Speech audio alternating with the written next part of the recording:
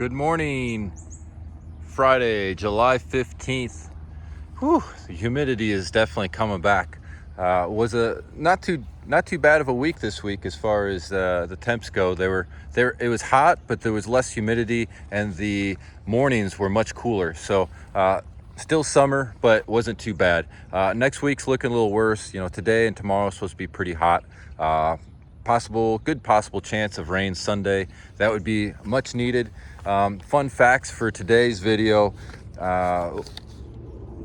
In the past 4 years, so we're talking 2019, 20, 21, 22, in the month of June, we had pumped out over 4,400,000 gallons of water in just June, which is more than we did any other of those years.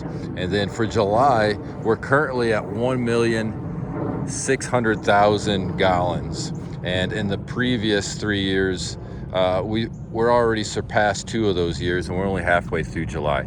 So it's definitely been dry. It's definitely been hot. Like I said, we're doing our best to manage the moisture levels around the property, making sure fairways and tees and roughs are not too wet. Obviously, we don't want things too dry. They'll start to die on us. So I think greens have started to recover a little bit. Had some issues, some decline with the weather we had in the past few weeks. This week was a little bit of recovery. Next week, we'll see what happens. It's supposed to be hot again. So we're just going to stay in protection mode.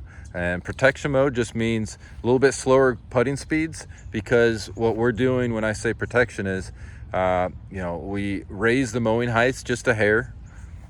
We stopped using our smooth roller, which creates more stress on the edges of the greens, the cleanup areas.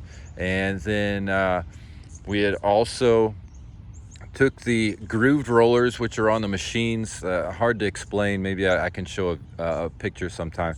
But we have grooved rollers to get a better cut. We put smooth rollers on them so that it's less abrasion on the leaf blade. We stopped our sand top dressing. Sand top dressing does really good with the canopy, putting speeds, trueness, but it's a bunch of sharp, jagged edges on those sand particles, and they can push into the leaf blade, causing abrasion and bruising, and those are just easier areas for disease or for damage to happen on the turf. So we're taking the precautionary measures to survive the summer. And it's no surprise, not but 15 minutes ago I had a member tell me, man, these fairways are just awesome. The fairways are the best I've seen them in a long time. And I said, well, it makes a lot of sense. It's been very hot. The zoysia loves the hot weather. That's why this collar is beautiful. The tees are really nice. The fairways are really nice. But being in the transition zone, it's always a trade-off. So in the spring, we're talking about how the zoysia is just barely getting going. It's ugly. It's not working good. But the greens are beautiful, right? Now we're in the summer heat. The zoysia's really come alive. This collar is just awesome. The fairways are awesome, but the greens are declining, right? So it's a trade-off. Once again, we're always going to just continue to do our best to keep putting speeds manageable, but we're going to be in protection mode. So when I talk about stress to cleanup areas, our cleanup areas are these edges right around the perimeter of the green. So it gets extra mowing. It gets, when we're doing our rolling, that's where you're starting and you're stopping. Sometimes we'll start and stop in the zoysia. So what we'll get in these areas are some of this scalping from the mowers, and that just causes decline. So these areas will all come back. Just the humid and hot temps make this bent grass kind of act weird. It wants to grow and get puffy, and it creates scalping and other issues. So that's what we do to try to protect the greens in the summer. What you can do to help protect the greens in the summer is fixing ball marks and making sure that you're picking your feet up on the greens so that we're not leaving scuff marks. I had some members leave me some ball marks for me. I asked them to leave them. I think overall the club has done a really good job fixing ball marks, definitely since I took over, 8 years ago. So a quick tutorial. I've got this phone in one hand and going to try to do a ball mark in the other. So bear with me. Here's Here's a ball mark. I like to first take my thumb and press this tuft back. So once you press that back, half the ball mark's already repaired.